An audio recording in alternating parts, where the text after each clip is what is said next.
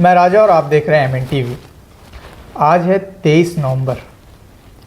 बदलापुर में बहुजन मुक्ति पार्टी एक रैली कर रही थी जिसमें हजारों लोग थे। लोग सड़कों पर थे, रैली निकली और अचानक बीजेपी के कुछ गुंडे उनकी रैली में घुस गए। क्या है पूरी सच्चाई, उसको जानने के लिए आज हमारे साथ बहुजन मुक्ति पार्टी के युवा राष्ट्रीय अध्यक्ष माने सर मौजूद हैं हमारे चैनल पर। सबसे पहले तो सर आपका हमारे चैनल पर स्वागत है। नमस्कार। सर, जैसे हमको जानकारी मिली कि आपकी पार्टी की एक रैली हो रही थी, उसमें अचानक बीजेपी के कार्यकर्ता बोले या गुंडे बोले, वो अचानक आपकी रैली में घुसते हैं और कुछ ऐसी गतिविधियां करने की कोशिश करते हैं। क्या है सारी सच्चाई? बदलापुर थाना डिस्ट्रिक्ट में है और वहाँ कॉरपोरेशन का चुनावी तैयारी चल रही है और बहुजन मुक्ति पार्टी महाविकास आघाड़ी में गठबंधन में शामिल है जी। तो आज लगभग उस रैली में जो प्रचार रैली थी, चुनावी प्रचार रैली थी, उम्मीदवार का प्रचार प्रसार चल रहा था, उसमें भाजपा के कार्यकर्ता अपने जैसा कि कार्यकर्ता कहे या गुंडा कहे तो गुंडों की पार्टी है जी, तो गुंडा ही कहना चाहिए। तो अचानक बीच में वो रैली में घुस गए और माइक तोड़ा, गाड़ी फोड़ी, मोबाइल तोड़े और कार्यकर्ता के साथ में बदसलूकी की। और उस रैली में महिला भी शामिल है। तो इतनी बड़ी चुनावी प्रसार प्रचार की रैली कैंडिडेट की निकल रही है। उस रैली में लगभग 2000 से ज़्यादा लोग शामिल है, महिला है, पुरुष है, युवा है। तो सवाल ये निर्माण हो रहा है कि उस रैली के संरक्षण के लिए पुलिस संरक्षण क्यों नहीं दिया जी, जो देना चाहिए था। महाराष्ट्र की सरकार जो है वो सरकार फडणवीस चला रहा है। फडणवीस जो है ब्राह्मण है और फडणवीस केवल मुख्यमंत्री नहीं है तो गृह मंत्री भी है और जिसकी सरकार होती है उसकी पुलिस होती है। तो ये पुलिस संरक्षण ना देना गृह मंत्री की जिम्मेदारी बनती है कि किसी भी कार्यक्रम में पुलिस संरक्षण देना चाहिए, क्योंकि बहुजन मुक्ति पार्टी की ये संवैधानिक दायरे में रैली हो रही थी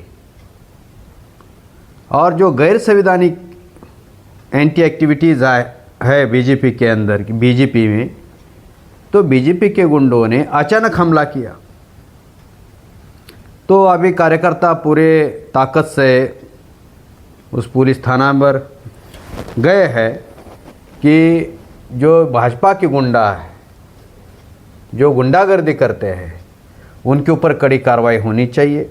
अगर कड़ी कार्रवाई नहीं होती है तो फिर बहुजन मुक्ति पार्टी भाजपा के विरोध में आंदोलन छेड़ेगी। सर, अगर देखा जाए बहुजन मुक्ति पार्टी का जब कभी नाम आता है तो उसमें वामन मेश्राम साहब का भी नाम जुड़ता है। आपकी पार्टियों में वामन मेश्राम साहब के भी नारे लगते हैं। तो अभी हाल ही में आपने उत्तर प्रदेश के कई जिलों में देखा होगा कि वामन मेश्राम साहब के विरोध में ब्राह्मण महासभा खुद सड़कों पर आई और ज्ञापन देने का काम किया। कहीं ना कहीं मेश्राम साहब का भी बड़े पैमाने पर विरोध हो रहा है, ऐसा नहीं लगता आपको? वामन मेश्राम साहब का विरोध इसलिए हो रहा है कि ब्राह्मणों को डर है जागृति से। ब्राह्मण जागृति से डरता है और वामन मेश्राम साहब ने 48 ईयर्स बहुजन समाज को जागरूक और उसको संगठित करने में लगाए हैं जी। अभी 625 जिलों में यह संगठन पहुंच गया है। मौत से तुम कहता है। अगर दुश्मन आपकी दखल नहीं लेता है तो आप दुश्मनों के कहीं भी नहीं हो। अगर दुश्मन आपकी दखल लेता है तो आपका फोर्स बढ़ रहा है। जब दुश्मन तुम्हारे ऊपर अटैक करता है तो दुश्मनों की व्यवस्था तोड़ने में आप सफलता अर्जित कर रहे हो जी। तो अभी वामन मेश्राम साहब सफलता की ओर आगे बढ़ रहे हैं। और अल्पसंख्यक ब्राह्मणों का जो चरित्र है वो हिंसक है। आप देख रहे होंगे कि SC ST OBC के लोग, माइनॉरिटी के लोग उनके समर्थन में है नहीं। ब्राह्मण खुलकर सामने आ रहा है। पुतले भी जलाए। हाँ, पुतले भी जलाए। तो बाबा साहब का जलाया था RSS के लोगों ने पुतले। और बाबा साहब का जो विचारों का आंदोलन है, वो विचारों का आंदोलन मेश्राम साहब चला रहे हैं जी। इसलिए मेश्राम साहब के भी पुतले जलाए जा रहे हैं। तो ब्राह्मण डरा हुआ है, क्योंकि ब्राह्मणों को अब SC ST OBC के लोग पत्थर उठाने के लिए नहीं मिल रहे हैं। रॉ का रिपोर्ट कहता है भारत में जो दंगे कम हुए, धार्मिक उन्माद कम हुआ, उसका कारण है बामसेन जी। तो वामन मेश्राम साहब ने बयान भी दिए थे इन दिनों की 2030 तक भारत को दंगा मुक्त कर दूंगा। हाँ, आप देख रहे हो 20 साल में दंगे कम हो गए ना जी। उसका कारण है बामसेन, उसका कारण है मेश्राम साहब। तो हम ये कह रहे हैं कि ब्राह्मणों को भी अधिकार है, आंदोलन करे, वामन मेश्राम साहब के विरोध में करे जी। लेकिन मीडिया क्यों नहीं दिखा रहा, ये मुद्दा है। मीडिया डर रहा है।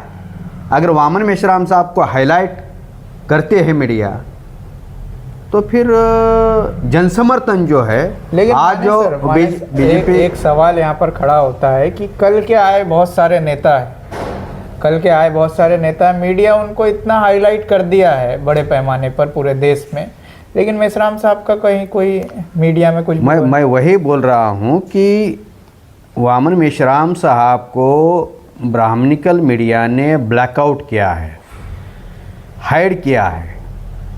लेकिन आप सोशल मीडिया पर देखते हैं जी,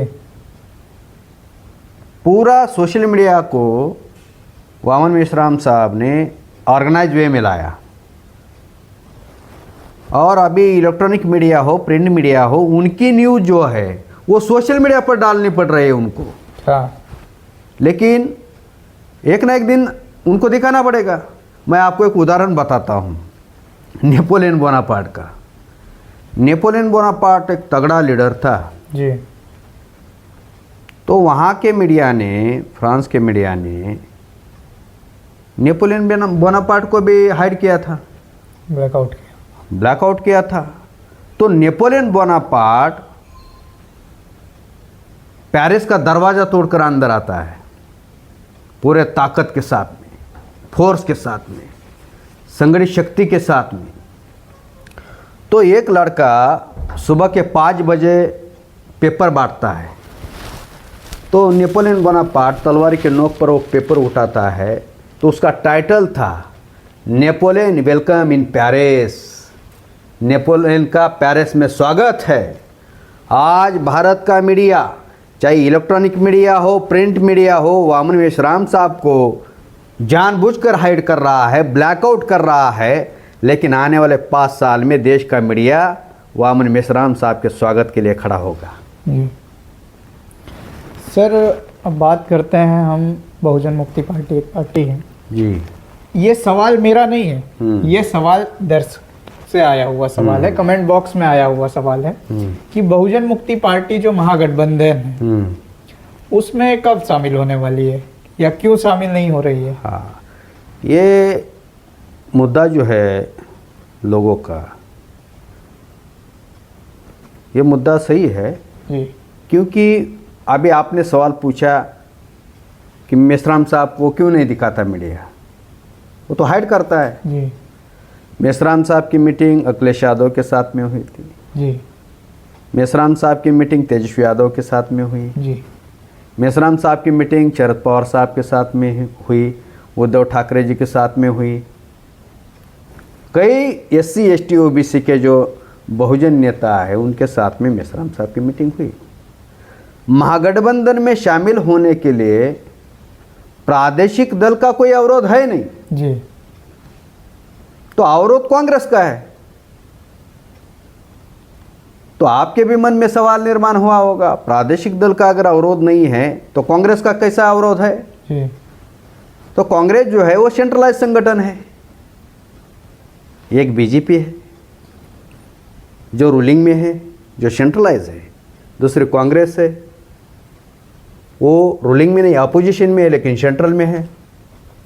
तीसरा एक दल है, ना वो रूलिंग में है ना अपोजिशन में है, लेकिन अपोजिशन की भूमिका निभाने वाले पार्टी बहुजनों की सेंट्रलाइज बहुजन मुक्ति पार्टी है जी। तो कांग्रेस को ये डर है कि वामन मेश्राम साहब अगर महागठबंधन में शामिल होते हैं और महागठबंधन में कांग्रेस जो आज लीड कर रही है और सेंट्रल लेवल पर दूसरे नंबर पर है, तो वामन मेश्राम साहब महागठबंधन में शामिल होने के कारण कांग्रेस जो दूसरे नंबर पर है वो तीसरे नंबर पर चले जाएगी, वामन मेश्राम साहब दूसरे नंबर पर आएंगे। क्योंकि जिनका सेंट्रल में संगठन होता है वही ना नेतृत्व करता है। दूसरी बात सर ये भी है ना, ये इस डर के कारण कांग्रेस जो है वो अलायंस में जो है हमें लेना नहीं चाहती, लेकिन एक न एक दिन ज़रूर आएगा। लेकिन अगर देखा जाए तो वामन मेश्राम साहब का खुद एक बड़ा गठबंधन है राष्ट्रीय परिवर्तन। हाँ, राष्ट्रीय परिवर्तन मोर्चा है। तो उसके साथ उससे तो कांग्रेस को फायदा है अगर साथ में लेती है, तो साहब के साथ बहुत सारी पार्टियां हैं छोटी छोटी। कांग्रेस को फायदा की बात नहीं है, जो है कि बहुजनों की जो राजनीति है वो मजबूत ना हो, इसलिए कांग्रेस को डर है। लेकिन कांग्रेस की बात करें तो आपको ऐसा नहीं लगता कि बैक सपोर्ट कर रही है बीजेपी को? तो ये जाहिर है अंदरूनी तरीके से, इसलिए तो दिल्ली में केजरीवाल को हरा दी है, अभी तेजस्वी यादव को हरा है। वो क्या है, वो बेनिफिशरी है, म्यूचुअल अंडरस्टैंडिंग से है। इलेक्ट्रॉनिक वोटिंग मशीन में जो गड़बड़ियाँ चल रही है, आप और आप यानी कांग्रेस और बीजेपी आपस में तालमेल करके चल रहा है। यानी देखिए, बीजेपी जो है मुख्य चुनाव जीतती है, हाँ, और वही बीजेपी जो है उपचुनाव हारती है। नहीं जीतती है, हाँ, और उपचुनाव बीजेपी हारती है। मुख्य चुनाव जो है कांग्रेस हारती है, बीजेपी जीतती है, हैं? और उपचुनाव जो है बीजेपी हारती है, कांग्रेस जीतती है। तो अभी उत्तर प्रदेश का बताइए, उत्तर प्रदेश का क्या माहौल है? अभी उत्तर प्रदेश में कांग्रेस का तो कोई नेटवर्क है नहीं पॉलिटिकली। मेश्राम साहब ने कहा था उत्तर प्रदेश में कांग्रेस जो है वो अछूत है, अछूत है, राजनीतिक अछूत है। तो उत्तर प्रदेश में तो कांग्रेस का कोई वजूद है नहीं। लेकिन समाजवादी पार्टी का उत्तर प्रदेश में बड़ा वजूद है। हाँ है, और लेकिन देखिए, उत्तर प्रदेश में जैसा अखिलेश यादव जी का बड़ा संगठन है, और वो उधर पश्चिम उत्तर में है नहीं जी। वैसे तेजस्वी यादव का भी बड़ा संगठन था। अभी क्या हुआ आप तो देख ही रहे हो। तो मैंने खुद महीने जो है स्पीच दिया था। 26 जून को हमारी बहुजन मुक्ति पार्टी की रैली थी बिहार राज्य स्तरीय जी। तो मैंने कहा था वामन मेश्राम साहब को अगर तेजस्वी यादव साथ में लेते हैं तो तेजस्वी यादव मुख्यमंत्री बन सकते हैं, नहीं तो नहीं बनेंगे। आपने देखा है कितनी भयानक अवस्था हो गई उनकी। यही बयान पिछले चुनाव में मेश्राम साहब ने उत्तर प्रदेश में दिए थे, हाँ, कि हम अखिलेश यादव को मुख्यमंत्री बना देंगे। हाँ, बना सकते हैं, क्योंकि मेश्राम साहब का संगठन ये ग्रास रूट पर संगठन है, कैडर बेस संगठन है। जो कांशीराम साहब और मुलायम सिंह यादव का जो अलायंस हुआ था, क्योंकि कांशीराम साहब का भी संगठन कैडर बेस संगठन था जी। तो तब कांशीराम साहब का संगठन जो था, जो वामशेप चला रहे थे, वो 11 राज्यों में था, 143 जिलों में था जी। कांशीराम साहब से प्रेरणा लेकर वामन मेश्राम साहब ने ये संगठन जो है वामशेप का, ये संगठन लगभग 625 जिलों में और 32 राज्यों तक फैला दिया है जी। केवल वामशेप ही नहीं, 92 सोशल ऑफसेट विंग का नेटवर्क खड़ा किया है पूरे देश भर में। इतनी बड़ी विशाल ताकत बनी हुई है, संगठनात्मक शक्ति बनी हुई है। वामशेप ने आरएसएस का हेडक्वार्टर घेरा, ये सारे लोग जानते हैं। हाँ, इतना बड़ा संगठन कोई नहीं था जो आरएसएस का हेडक्वार्टर घेरा।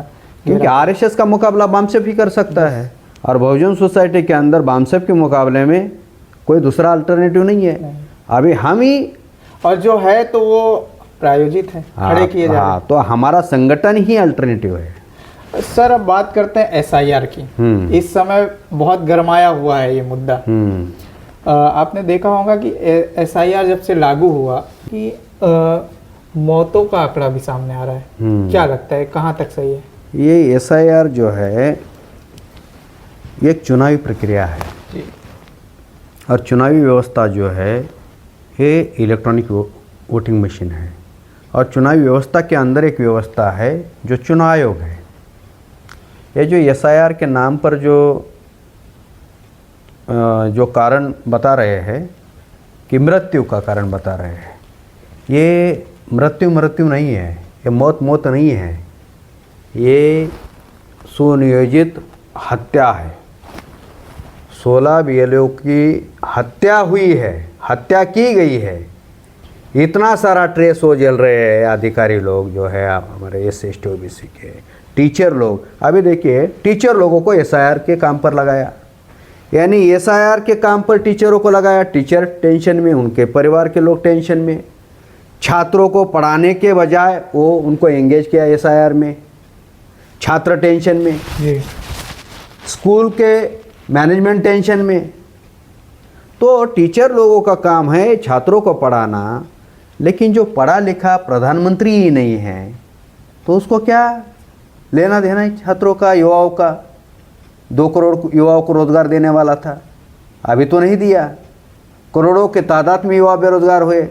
35% युवाओं की संख्या है इस देश में। युवाओं का देश कहते हैं। युवाओं का देश कहता है और युवाओं को ही बेरोजगार बनाता है। तो एसआईआर जो है एक प्रक्रिया है और इसके तनाव में इतना तनाव है, चुनाव आयोग का इतना प्रेशर है, बीजेपी का प्रेशर है। प्रेशर के कारण, टेंशन के कारण ये मामले हो रहे हैं। 16 अलग अलग राज्यों से ये आंकड़े आए हुए हैं। गुजरात में 4, मध्य प्रदेश में 4, साउथ इंडिया में राजस्थान में है। अभी बिहार में देखे कि चुनाव के समय बहुत फोर्सली उनको बोला गया कि एसआईआर करना है और लिमिटेड समय दिया गया। एसआईआर का दूसरा एक मामला है कि वोटिंग लिस्ट से ही नाम हटा देते हैं तो उनके लिए एनपीआर, एनआरसी, सीए लागू करने में आसानी हो जाएगी। जी, ये बड़ा मामला। हाँ, ये बड़ा मामला है और उसके लिए वो छुपे तरीके से षड्यंत्र करके ये मामला सारा चलाया जा रहा है। लेकिन कांग्रेस जो है वो एसआईआर के विरोध में लड़ाई लड़ रहा है, लेकिन इलेक्ट्रॉनिक वोटिंग मशीन के विरोध में नहीं। जो इलेक्ट्रॉनिक वोटिंग मशीन के विरोध में लड़ना चाहिए, लेकिन व्यवस्था के विरोध में नहीं लड़ा, उनकी लड़ाई है नहीं। चुनावी प्रक्रिया और चुनावी व्यवस्था के विरोध में इस देश में केवल मात्र वामन मेश्राम साहब संगठन शक्ति के साथ में लड़ाई लड़ रहे हैं। अच्छा सर, ये जो अभी मौतें हुई 16 मौत, जो आंकड़े आए सामने, अब सच्चाई क्या है ये तो आप भी नहीं जानते और हम भी नहीं जानते। इसका जिम्मेदार आप किसको मानते हैं? इसका जिम्मेदार केंद्र सरकार है, चुनाव आयोग है। तो चुनाव आयोग को प्रेस कॉन्फ्रेंस करना चाहिए इस मुद्दे पर। नहीं कर रही है ना, नहीं कर रही है। नहीं कर रही है। आप इस चीज़ को लेकर आंदोलन करेंगे अपनी पार्टी में? हाँ, हम कर सकते हैं। हमारे साथ थे बहुजन मुक्ति पार्टी के राष्ट्रीय अध्यक्ष, युवा राष्ट्रीय अध्यक्ष अनिल मानेसर। सर, आपने अपना कीमती समय हमें दिया, इसके लिए बहुत बहुत धन्यवाद। धन्यवाद।